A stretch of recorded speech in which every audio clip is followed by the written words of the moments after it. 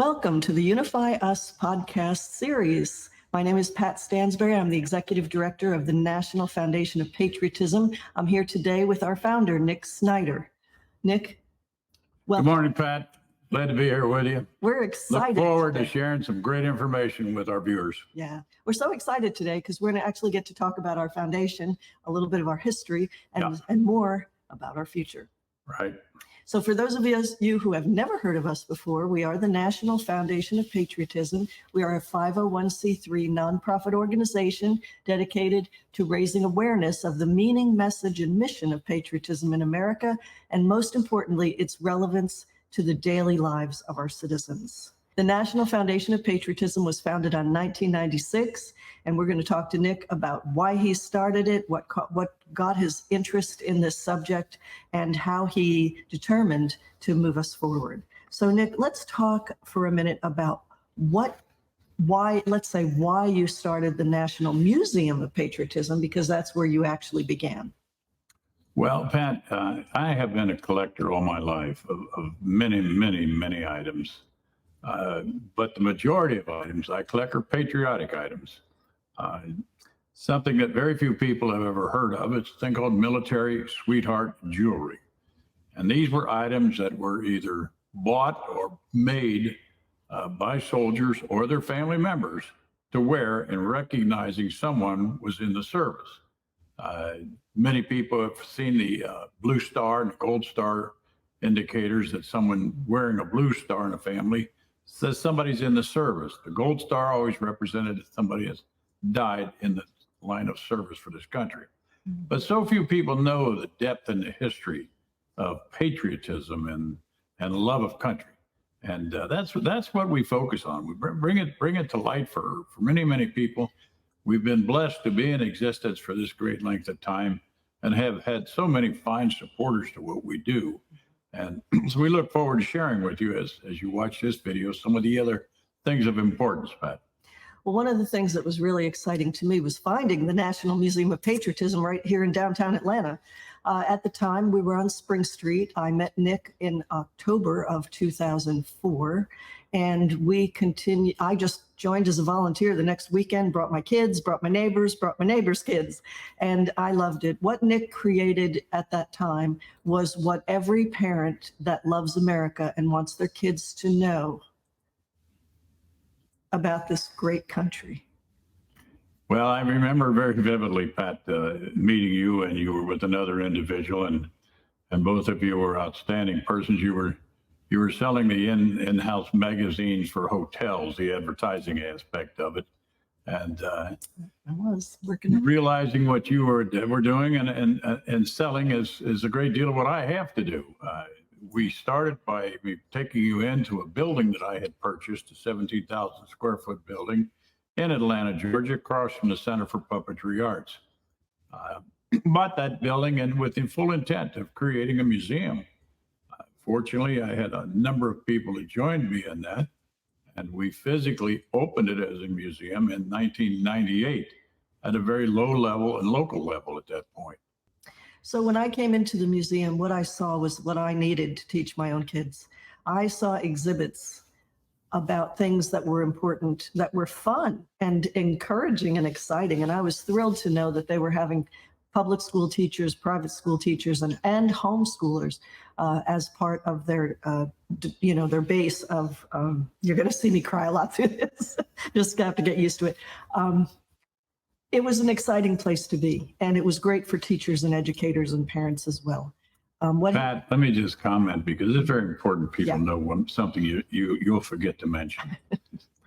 When we went outside of the theater, inside of the physical museum, among the many things we had were exhibits dedicated to each branch of the military. Right. At that time, I'd found out you had a son who had been serving in the United States military at West Point.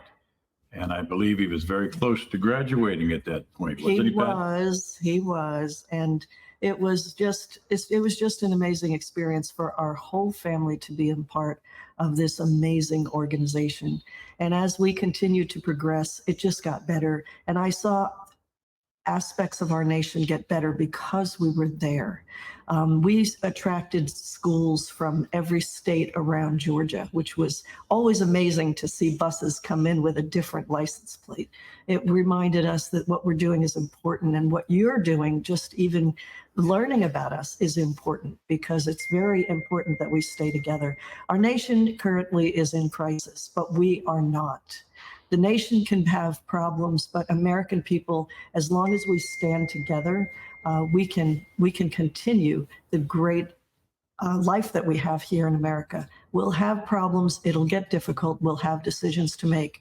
But all of that is better when we stand together and we can find common ground. And if Nick did anything in his effort, was he built common ground for all of us. The ground below the flag is level. And that's where we all stand. And that's why we encourage you to join us. That's where we want to meet, at the flagpole. Well, very well said, Pat. I reflect on a number of things that have occurred over the years about what we've done, where we've been, and the people that have served with us. Yeah. Fortunately, one of my board members was a Medal of Honor recipient, General Raymond G. Davis. In fact, there was a second board member, Joseph Marm. Joe was a classmate of mine at Officers Candidate School at Fort Benning in 1964. But the common ground you talk about, I want to reflect on something about this whole issue of why patriotism is so very, very important. At a time and place in the history of this country, we made a very conscious decision to be the defenders of freedom. At that time, that decision had no limits to what and where we would go to defend freedom. Mm-hmm. Right now, very few people in this country realize we have several million people in the United States military services, active and reserve, National Guards. We have a multitude of them serving on the borders and protecting us. Very few people realize at this time we probably have a total of 50 or more naval ships traveling all over the world. We have military bases in excess of 150 that are spread all over the world. And these are places where we are there to represent. Freedom is important, and freedom should be there for all. People need to understand the magnitude of what that means. We have fought for that freedom. World War I, World War II were massive decisions that we made, and the Korean War and the additional wars that we've been in since then have meant so much, because out of every single one of those wars, a great number of people who had lost their freedom had it regained because of what we have done. So people need to be fully aware that we've made many sacrifices globally to make sure this country is free, and many others are so. Such important concepts to focus on. The second thing that was so exciting to me as a mom, of course, I am a military mom, but the other thing that was really exciting to me was at the National Museum of Patriotism.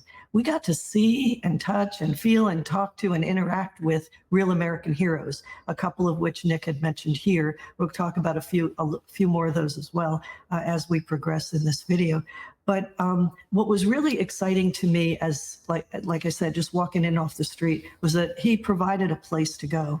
What was sad to me was we weren't reaching the numbers that we needed to reach. We felt we should dominate the world with American patriotism. There are Americans living all over the world. And when he said he built the National Museum of Patriotism, I saw the Global Museum of Patriotism. And so soon we started to outgrow a little bit, and Nick realized he wanted to be where there was more foot traffic. So we moved downtown. So in the process of moving, I think this is really important, because it gave us a way to our future. In the process of closing one museum and opening another, we found out some really exciting things. When they told us we were closing the museum and when they started up, I would definitely have a job. I wasn't ready to not have a job. And so Nick said, well, go back to your desk and figure it out. And if you can come up with a good reason for us to keep paying you, then we'll consider it. Well, I wasn't about to not take that challenge. And so I did go back to my desk and I did think through, and I decided that what we needed to do was focus on the fact that we are the National Museum of Patriotism, which means the entire country, not just Atlanta. And so we hired a PR firm. They put us on Fox and CNN and all the major news outlets on 4th of July. We gave our Patriotism Award to Brian Kilmeade for the work that he had done outside of the realm of his paycheck with the soldiers and giving them a voice when there were people, kind of dissing them, to be honest, and disrespecting them. Even some of our politicians were at the time speaking in disrespectful tones. Brian stepped up and he did a great job, and we honored him for that. But that $35 Patriotism Award got us millions of advertising revenue. It broke our email system, and we were starting to be recognized nationally. I was 1 week on the job and they kept me there, and I was excited. Well, Pat, this is your 20th anniversary, if my math is correct. Yeah. And certainly you have been a key individual to the success of this program. I also failed to mention your father-in-law was also Yes, he was. And my combat veteran from World War II. And my brother from Vietnam. And your brother from Vietnam. So Pat has a real history of a military family. I am one of 5 brothers and sisters that served. All of us served in the United States Army. Yeah. And so I think the spirit of being part of the military that guards this country is very special. It is a wonderful thing to run into veterans and thank them for their service. And I think I see that every time I go anywhere, but Home Depot, go to Waffle House, go to any business, and if somebody's wearing a hat that's a veteran or they see a license plate, they recognize them, rightfully so. I can recall when I went through military training and I was sent to Germany. And I can vividly recall my mother saying, "Son, don't go near Berlin." And like I had a choice. And the first postcard I sent her after being there 7 days was a postcard from Berlin. Mm-hmm. I reassured her I had it all under control and she didn't need to worry about it. And her little son was going to be okay. I don't know that my mother saw the same humor in it as I did, but those were trying days. First thing we always think about when we're in the military is our family. Well, for those that don't understand the relevance of that, Nick went into the service not too many decades after World War II, in which Germany was a very, very fearful thing for American people. So she was still reeling from that, as most military mothers do. For those of us who have sons serving or having served or going into service, and daughters as well, you think about those things.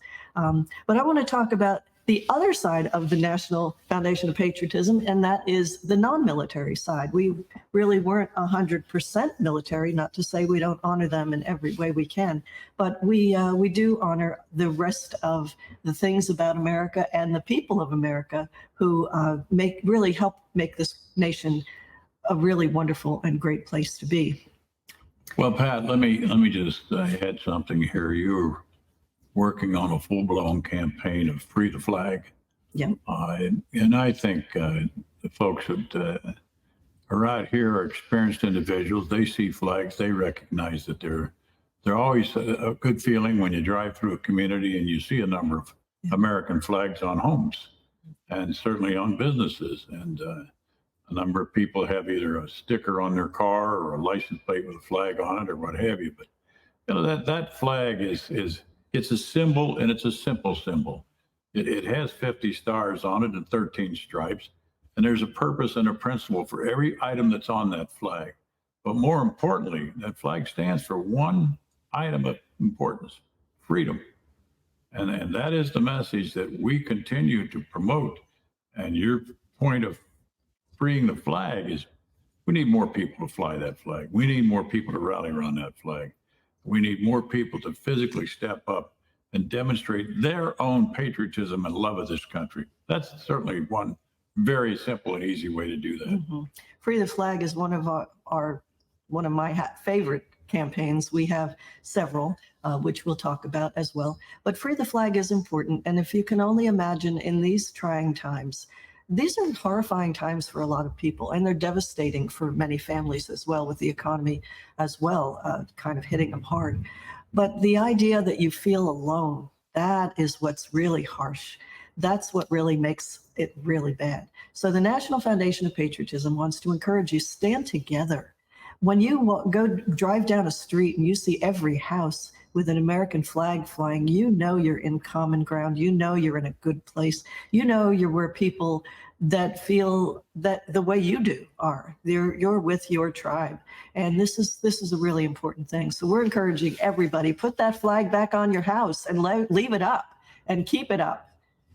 Let me just close, Pat, for this episode of our sharing with those that feel as we do about our country. We are going to continue these type of opportunities to reach out to share with you items of importance. And so look forward and sign in on our website. Our website is what, Pat? www.nfop.org. There you go. www.nfop.org. That's the National Foundation of Patriotism. We enjoyed being with you today. Go out there and have a great American day. Thank you and good day.